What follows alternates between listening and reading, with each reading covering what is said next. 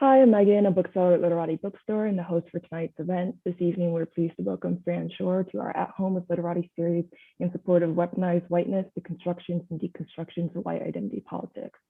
For our attendees, chat is closed, but I'll be dropping links to purchase Weaponized Whiteness and Literati throughout the event. You can also use the Q&A feature on your toolbar, submit questions at any time, and I'll ask a selection at the conclusion of the event. A reminder that you can shop for more books in store at literatibookstore.com for curbside pickup and shipping to your home anywhere in the United States. And now allow me to introduce tonight's author. Fran Shor taught for 40 years at Wayne State University, retiring in 2014 as an emeritus professor of history. He's published 3 books and hundreds of articles on U.S. social cultural history and scholarly and popular journals. Without further ado, I will turn it over to Fran. Thanks, Megan, and thanks to John, too, for helping to set this up. Just very quickly, I'm glad that if there's anybody attending tonight and also those who might be able to watch it a little bit later, I want to try to provide a little bit of backdrop to my collection of essays, Weaponized Whiteness, which was published as a paperback in 2020 by Haymarket Press. And I should say that a motivating factor for this, which appears in the introduction, has to do with obviously a lot that has been happening recently under the Trump administration, but persistent racial imbalances and racial discrimination and efforts to overcome those through a variety of movements, including Black Lives Matter. So I think that this is not only motivated by what I wanted to do as a historian to better understand the way in which white identity politics informs our history and the way in which it represents the expansion of white supremacy, but I also wanted to undertake a discussion of it as a way of better understanding too how people fight against it and the ways in which that is represented. So part of what I'll be doing tonight is a slideshow that incorporates some of the theoretical and empirical studies that I utilize in my book, and also talk a little bit about some of the way in which the book is laid out. It essentially, I think, is encapsulated to some extent by this slideshow title. And the first part of the book is called Terrorism, the Constructions of White Identity Politics. And that has 3 chapters. The second part is Dilemmas in the Deconstruction of White Identity Politics. And that has four separate chapters with a conclusion and an epilogue. And then there's an afterword by my friend and longtime anti-racist activist, Frank Joyce. So I wanted to just, as we get started, say that there are 2, I think, wonderful insights that help set out the reason that this is not just a text, a historical text that looks at sociocultural history, but it's also part of creating a political project. And the ways of understanding that, I think, can be best represented by what Kai Wright, writing in The Nation, concluded after seeing the Brooklyn Museum's exhibit on the history of lynching and white terrorism. And he said, there's no road forward for progressive politics without confronting white identity politics, including owning the legacy of white terrorism, white citizens who want to dredge their communities of the hateful morass in which Trump wallows will nonetheless have to bravely, publicly claim their history, knowing that the truth is the only thing that set them free. And of course, the truth is in many respects not always knowable, but we are ever, as historians, as academics, and certainly as political activists, we're always attempting to shine a light in areas where things have previously not come to light. So there's been certainly a lot of discussion over the years about the whole contested category of whiteness. And I want to start off by looking at some of the ways in which that has been formulated by people like David Theo Goldberg, whose Racial State, I think, helps to give this book and white identity politics, particularly whiteness, a broader perspective. As he says, whiteness stands socially for status and superiority, politically for power and control, economically for privilege and property, culturally for self-assertion and arrogance, but also dialectically for anxiety and crisis of confidence. And I think that's precisely what we're seeing now with the hysteria around critical race theory that is being manifest by the right wing and by lots of people who are understanding that whiteness is totally being deconstructed in front of them, not just by activists in Black Lives Matter, but also just in terms of others, whether it's Native peoples, immigrants, etc., who have taken on this racial state. Okay, so we're moving to the next. So here is another way of better understanding the political project undertaken by my collection of essays. And this comes from Timothy Tyson's incredibly moving book, The Blood of Emmett Till. All of us must develop the moral vision and political will to crush white supremacy, both the political program and the concealed assumptions. We have to come to grips with our own history, not only genocide, slavery, exploitation, and systems of oppression, but also the legacies of those who resisted and fought back and still fight back. So again, it's with that bifurcated world, the history of that kind of oppression and exploitation, some of which I'm going to be reminding us about again. And some of the images, of course, are very difficult, and I hope they don't create any problems for people who are watching this. But it is a way of having to contest and confront the legacies of that white terrorism of the past. And also for those who are fighting and fighting back, as Timothy Tyson says. So, how do we understand the whole process here? The political tools we need to unlock this history of white supremacy and white identity politics, to a couple of different ways of understanding this that I'll be talking about. Certainly the process of what is known as racial capitalism. And I think that that's key. And I think that we have to understand that that's also part of and co-determinant with settler colonialism. So those emerge at about the same time in the 15th, 16th century. So these are, in racial capitalism, social economic systems that expand the role of capital, appropriate resources and labor to allocate hierarchical value on the basis of race. And that hierarchical value, as Eddie Glaude Jr. has pointed out, has created a kind of value gap in the way in which whiteness is represented, in the way in which those who are people of color who have been exploited or oppressed. So when we talk about racial oppression, we're really talking about the sort of things that any number of sociologists and historians have discussed. Omi and Wynett are certainly among those who I've utilized in my essays in this text.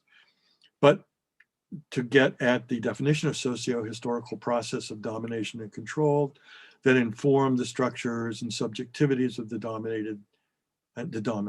Although white supremacy achieved and perpetuated its hegemony through socioeconomic, political, and cultural practices, that hegemony remained contested and unstable. In other words, there were always, all along, even under the worst conditions of oppression, when enslaved people really confronted a massive terror machine that operated in daily, even then, there were contestations, that often went on, if not on stage, certainly off stage. And what I also want to try to do, and what I try to do in the first several chapters too, is talk about how you cannot separate, particularly if you're thinking of settler colonialism, these racial projects of empire, war, and policing. These are the primary vehicles for institutionalizing white supremacist terror. And it's that I underscore in the first three chapters of my book. So talking about settler colonialism as one of the historiographic lenses through which I better identify what's going on in this book. And here's a quote from a really excellent history by Walter Hickson of American settler colonialism. And I particularly thought it's this painting by John Gast in 1873 called American Progress is such a literally whitewashing of the devastation that settler colonialism wrought, not only on Native peoples and not only on the flora and fauna of the North American continent, but also the ways in which it continued and right up through this day with the challenges to the various oil lines, fossil fuel, uranium mining, all of that going on in Native territory. But as Hickson points out, unlike what John Gast sees of how this is such a beneficent, innocent project of bringing progress with the telegraph wires, with the railroad, and of course we know that even in the railroad, the exploitation of Chinese labor was just unbelievable, and they were again whitewashed from the history of it. American history, as Hickson points out, is the most sweeping, most violent, most significant example of settler colonialism in world history. American settler colonialism evolved over the course of 3 centuries, resulting in millions of deaths and displacements, while at the same time creating the richest, most powerful, and ultimately, and this I wanted to underscore, ultimately the most militarized nation in world history. And this continues to this day, right? We just had the Congress overwhelmingly pass a $740 billion defense budget, right? Pentagon budget. I mean, this is just obscene. It continues the fact that this is the kind of addiction that goes on when you cannot come to grips with this history of settler colonialism. You can't come to grips with how militarized the nation has become and the ways in which it continues to play out in the world. So what I want to then discuss is what has been some of the history, as I point out, and as other historians have talked about it, the history of savage war. And this is looking at that weaponized whiteness and taking a look at how this operates from all the way from wars against indigenous people of the North American continent all the way to Indochina to Iraq. And this is in the chapter of both the U.S. Chapter 1, U.S. Savage Wars and White Terror, and Chapter 2, The Past of Present Terrors. I use the notion of savage war that Richard Slotkin has developed, both in Gunfighter Nation. The myth of savage war became a basic ideological convention of a culture that was increasingly devoted to the expropriation or extermination or appropriation of the Indians and the kidnapping and enslavement of Black Africans. And so what you get is what kind of dispossession accumulation by dispossession of Native peoples, and accumulation by possession of the way in which African bodies were enslaved and then exploited and brutalized in the process of slavery in the United States. As Jane Lottie points out, that it's not just an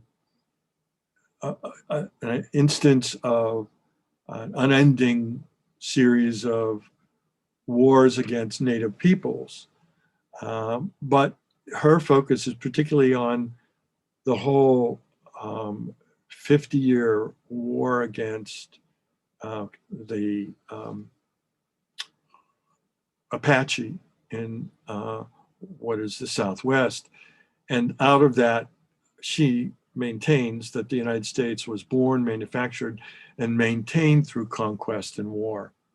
And we know that how that conquest often played out by particularly administrations and by presidents, this one in particular being one of the more notorious, or as he's often referred to by Roxanne Dunbar Ortiz, the Dark Knight in the formation of the US as a colonialist imperialist democracy. And here's Andrew Jackson in 1829, right, the big hero of Donald Trump. By persuasion and force, they have been made to retire from river to river and from mountain to mountain until some of the tribes have become extinct, and others have left but remnants to preserve for a while their once terrible names, surrounded by the whites with their arts of civilization. Here again is that contrast, right? Whiteness represents civilization, people of color represent barbarism and art impediment to civilization, which by destroying the resources of a savage doom him to weakness and decay. And this, of course, was, Jackson and Jacksonian policies were instrumental in destroying Native people and the Indian removal, the Trail of Tears.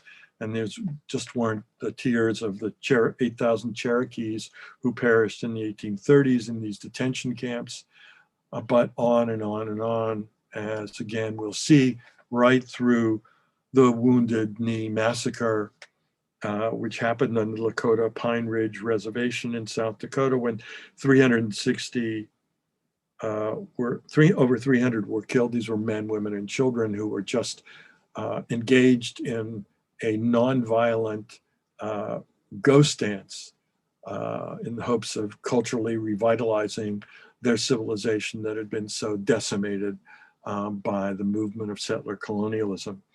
And for these murders, a number of the soldiers received meritorious service medals.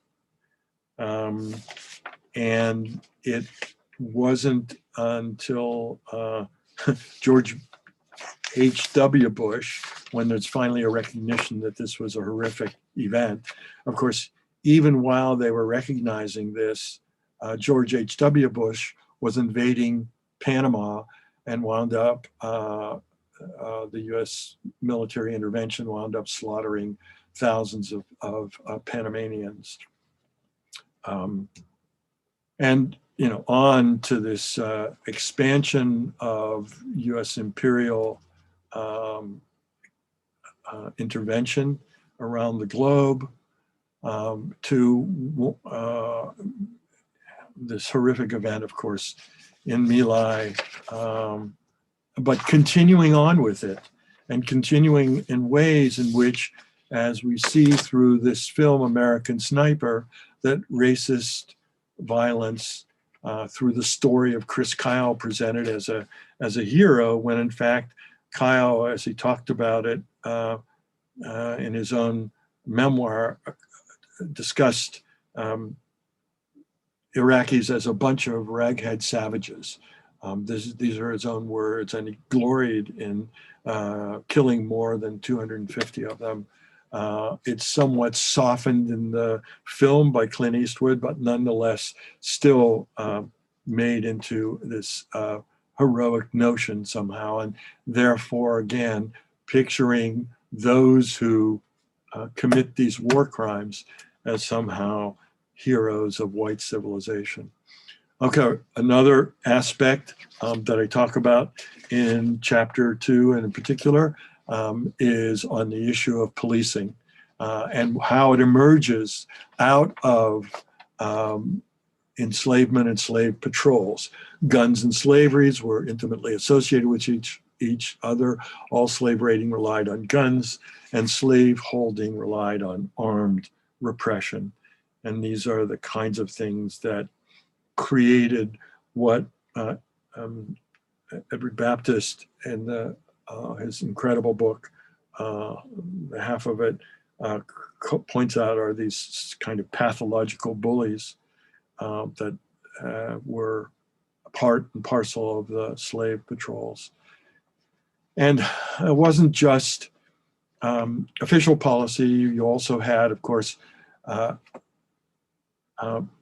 extra legal white terrorism, the White League, the Ku Klux Klan. Between 1877 and 1950, there were over 4,000 lynchings. And these were, as pointed out, ritualized forms of mob violence that were carried out in public spaces. And in my chapter 5, when I talk about exercising the ghosts of the past, one of the things that I point out is some of these very public monuments that were erected in the late 19th and early 20th century were really erected at the high point of white supremacy, the reemergence of white supremacy, and the KKK, and a number of terror actions against African Americans in particular, because right up through the Border Patrol, coming out of instituted in 1924, many of them members of the KKK, the second coming of the KKK, and we know who this character is on the right, who has enabled these reactionary terrorist mobs, most recently in January 6th in 2020. These are the links to the past, and this vigilante violence and state terror persisted right through the 1950s and 60s, as you saw the beginning of the mounting of the attempts in the modern civil rights movement to contest racial segregation, white supremacy. And in my chapter 4, I bring in a little bit of my own background as a student in the 1960s who became activated in the civil rights movement, in the Black freedom struggle, and the ways in which those of us who were activists in that movement had to begin the process of contending with our own double consciousness. In a way, double consciousness, certainly unlike what W.E.B. Du Bois talks about in The Souls of Black Folk. But nonetheless, it's how do we understand what it means to be part of a white, relatively privileged, dominant society, and yet try to contest and fight against those privileges, and join, as any number of those who were activists said, to join the movement so that we could actually become human beings in the process, joining the human race by denouncing or trying to better understand what whiteness meant. as we continue, and here it's in chapter 6 where I really talk about, or chapter 7, I'm sorry, the challenge to weaponized whiteness by Black Lives Matter in particular.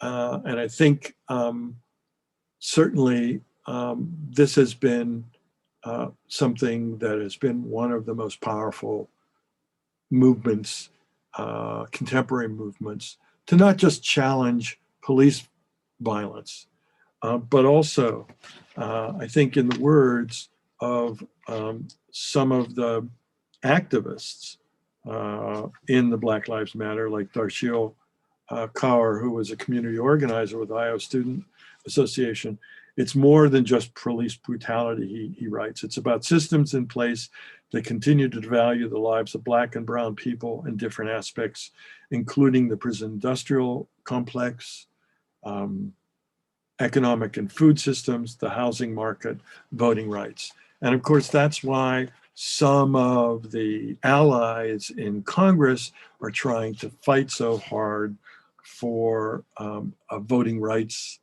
bill, for contesting the kind of qualified immunity that police have.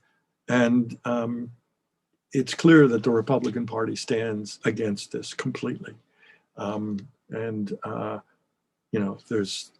because of that, because of the way the Senate operates, the whole effort of getting a George Floyd Act through Congress is really looks like it's died.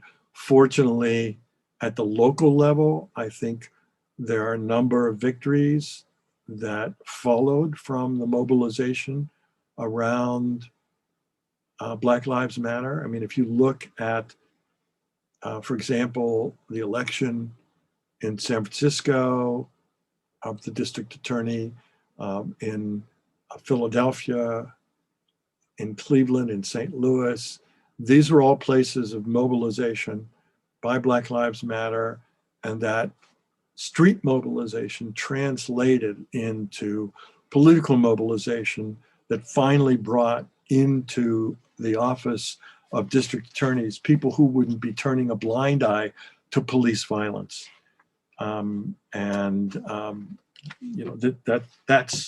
That's a victory that often people forget about in terms of how the mobilization in the street continued.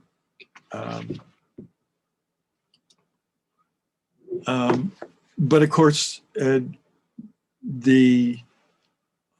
we're not at the point of fully beating back these highly militarized police forces. I mean, they couldn't even get in this bill that was recently in the Pentagon budget. They couldn't even eliminate part of it, of the amount of militarized equipment that comes from the Pentagon to police departments.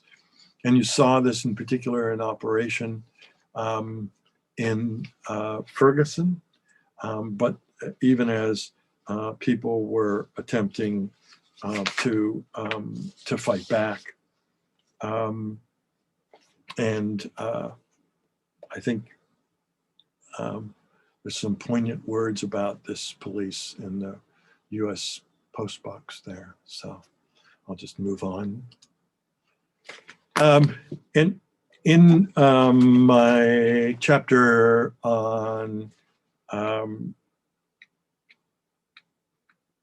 chapter 5, which is I call Exercising the Ghost of the Past, from Civil Rights Murders to Confederate Monuments, the kind of effort of activists to bring to justice those people who were responsible for the murder of Medgar Evers, Brian Della Beckwith, and others who were responsible for crimes committed against Black activists in the 1960s.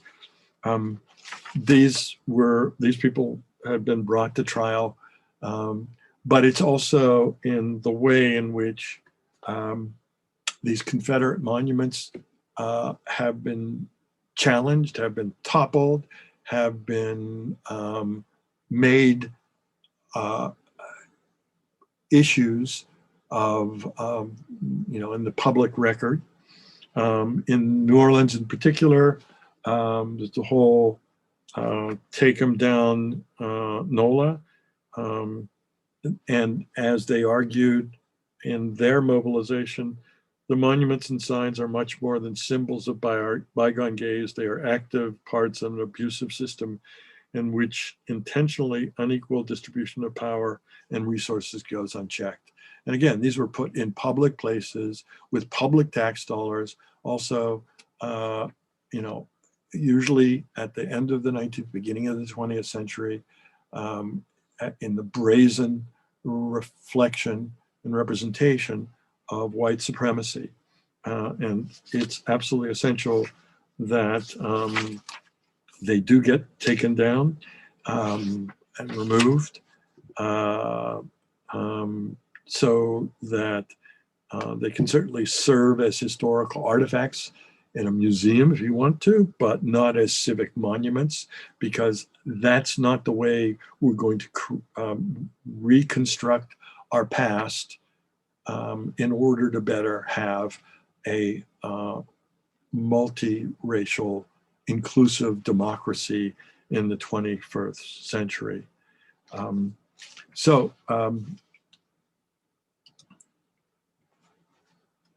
again, I think it's absolutely essential to hold up how powerful Black Lives Matter has been, how powerful the movement after the murder of George Floyd was. All of these make clear that the fight against the civil death of people of color, whether it's because they've been marginalized, votes being taken away, put in the carceral state by the millions, all of this needs to be contested and has been and is being contested. So I think that's important to underscore. And I think it leaves us with an understanding that although, as Tim Wise says, we aren't to blame for history, either its horror or its legacy has left, but we're responsible for how we bear that legacy and what we make of it in the present.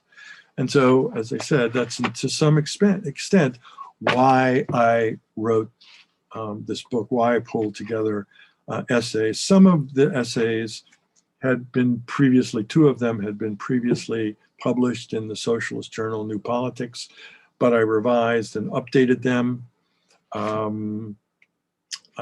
Some additional information that I pulled in an epilogue has to do with how racial capitalism operated, particularly in Detroit, and particularly among African-American auto workers in the 1950s, 60s,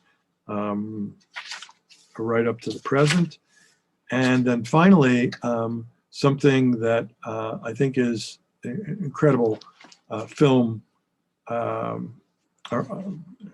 play actually by Lynn Nottage called Sweat, which highlights the way in which the hidden injuries of class, that class, as Stuart Hall says, is really spoken through race and the way that it's represented in that film, in that play. So I'm certainly open if there are questions, if there's anybody around to ask a question. And at this point, I'll just stop the share and see what we're left with. Yeah, just a reminder to the attendees that you can send in a question to the Q&A chat anytime. I guess just to start things off, Fran, what are you working on next? Or like, what are you working on? Okay, so I need to put this in the context because it's going to seem completely off the wall, and it is off the wall. So, my last couple of books and the last articles that I've been writing have been dealt with imperialism, dealt with white supremacy. Those are difficult subjects. They need to be dealt with. But, and even though I'm really dedicated to underscoring how people have historically and globally fought against US imperialism and how it's been fought against here in the country and how people are fighting back against white supremacy, this is a very depressing subject. I felt like I needed to get away a little bit from this. So I went back into my own childhood and dug up somebody who gave me a lot of joy during that time, who is this comedian named Soupy Sales. Now, younger people may never have heard of Soupy Sales, but anybody who knows Detroit television from the 1950s or 1960s in New York City knows that Soupy Sales was this crazy comedian. So I have a book coming out called Soupy Sales and the Detroit Experience, focusing on his time at WXYZ TV and looking at actually the social cultural history of Detroit in the 1950s too, and looking at it without the kind of nostalgia that people think, oh, you know, there was a great period. Auto workers were continually doing better. In fact, they weren't. There were constant economic depressions. The kind of racial discrimination against African Americans in particular was notorious and brutal.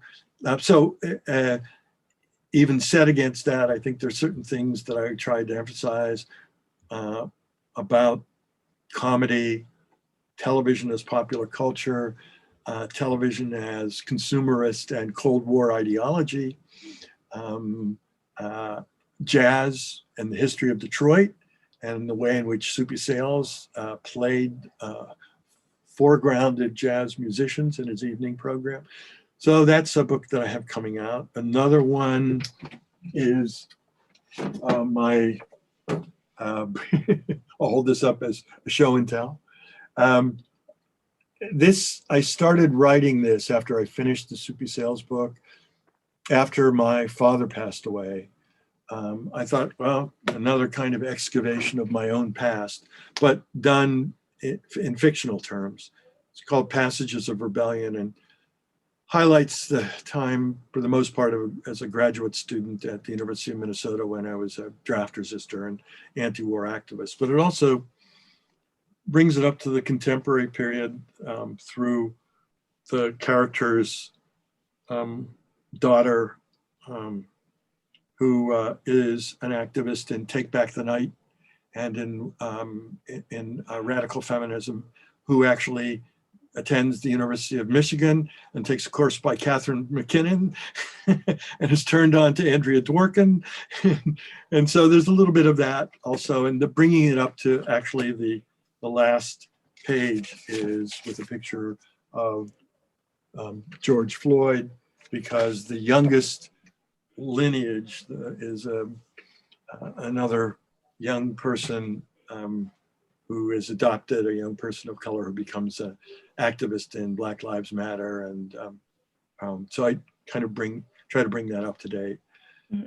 And then finally, I'm doing things on particularly on guns and gun culture, and have something coming out in Utopian Studies on guns and gender roles, in particular in dystopian settings, and looking at the ways that plays out in film and in novels, and then finally working now on this guy who is a really interesting guy who tried to start a movement for world citizenship back in 1948. And the connection of that to global citizenship now, and how we understand that, what that means. So I'm keeping busy in my retirement. And for writing projects, I've got many still political activities that I remain engaged in. I felt very privileged to be an ally in Black Lives Matter, and in other movements, the post-George Floyd mobilizations. My pushing on immigrant rights for a variety of ways in which to do this. So yeah. Mm-hmm. It looks like we have a question from the attendees.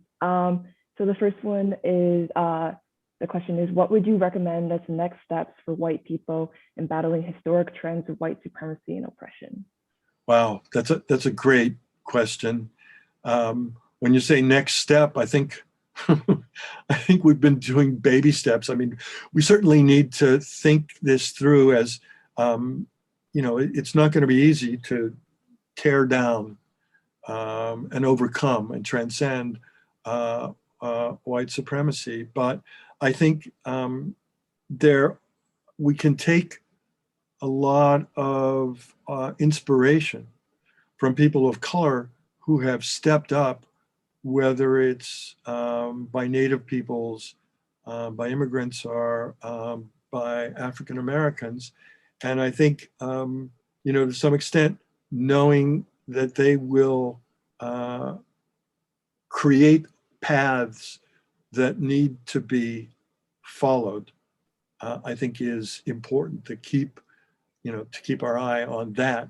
But also, there's so much around that I think we need to think through.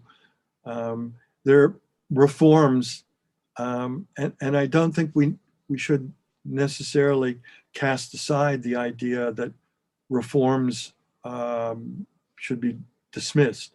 For example, voting rights. Now, some of us have a hard time believing that voting is the best way to make change.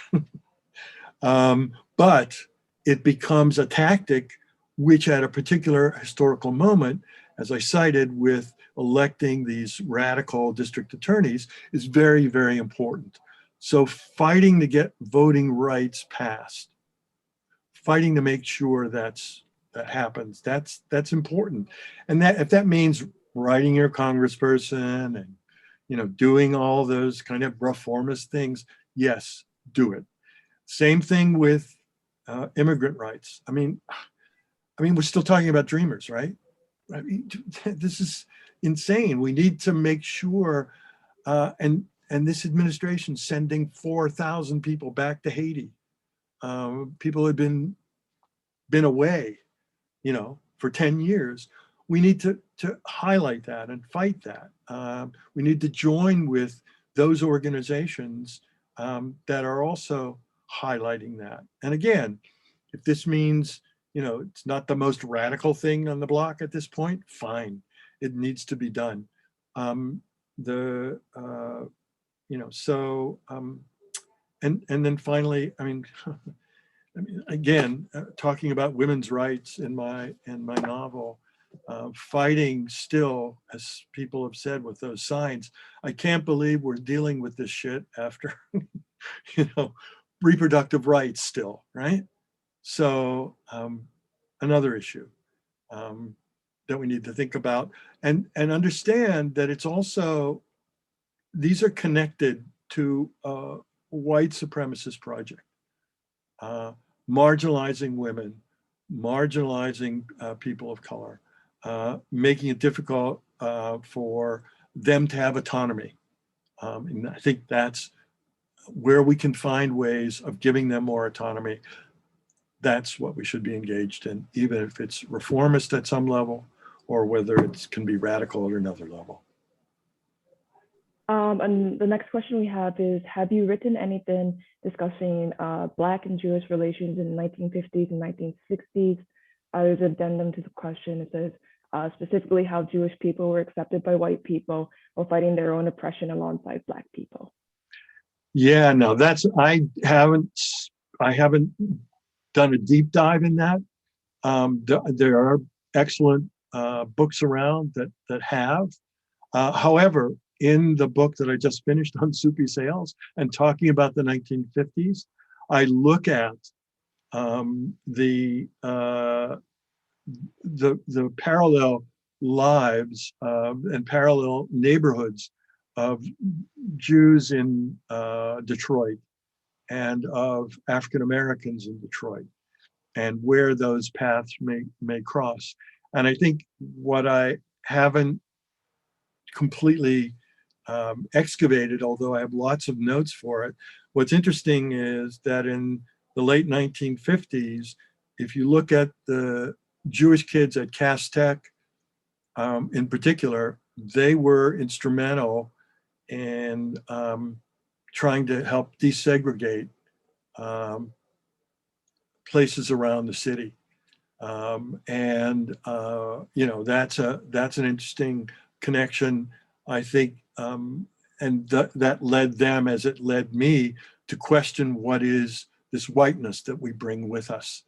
I think others just, you know, accepted it, engaged in it, took advantages every which way of the privileges, and you know, never were self-conscious of it. We have another question, and it says, you mentioned voting rights and reform is something we need to fight for. Does this include stricter voter ID laws? Does it include stricter voter ID laws? Well, voter ID laws, as they've been used historically, are used to try to suppress particularly the Black vote and the vote of working poor and students. And the way that they've been enacted in places like Texas and Wisconsin and other states is that they were directly hammered out as a vehicle, an instrument of marginalizing students, poor, people of color. So I'm a little bit suspicious of voting ID laws as they've been put into practice. I mean, let's face it, you can't get a ballot, you know, if you don't register, and when you register, you usually have to show some kind of identification. So, you know, in the hands of particularly reactionary forces, it has been a way of trying to suppress the vote.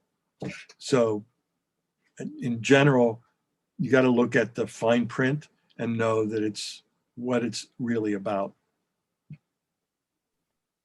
One final reminder to our attendees to put in any more questions that you wanted to ask. I have another one. When you were writing your novel, did you find any unique challenges writing fiction versus nonfiction? Yes, memory.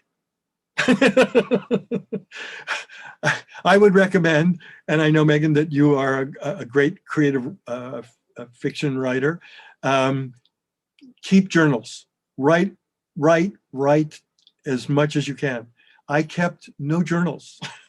So when I had to go reconstruct this time, I actually had to look in the artifacts that were in the Minnesota Historical Society, or go back to the archives of the Minneapolis Star Tribune, the main newspaper in Minneapolis at the time. The reason that it's actually not a memoir and it is a novel is because you can have a lot more latitude with your memory, as many gaps as there may be, in creating characters and moments of, but because it tries to hew as much as possible to the historical record too, I actually call it historical faction. It's not quite fiction, not quite. So, yeah. That's a great and very doable advice. Just keep a journal.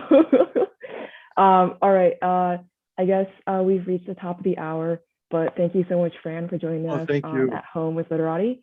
Reminder to attendees to buy the book. The link is in the chat.